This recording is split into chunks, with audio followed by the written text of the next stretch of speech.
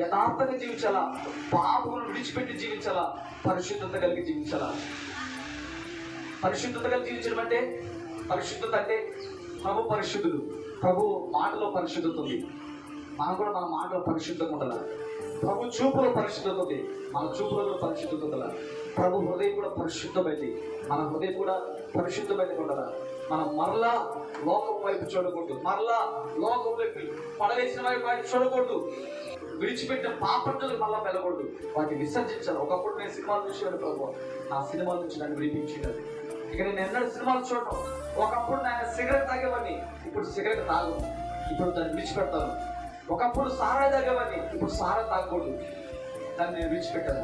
ఒకప్పుడు ఇలా లోకములను పాపం ఏదైతే విడిచిపెట్టామో వాటన్నింటినీ మళ్ళా జ్ఞాపకం చేసుకోకూడదు. మనం జ్ఞాపకం చేసుకోవాల్సింది ఒకటే, నిత్య రాజ్యం మన కొరకు ఉంది. ఆ నిత్య రాజ్యం నాకు కావాలి ప్రభువా.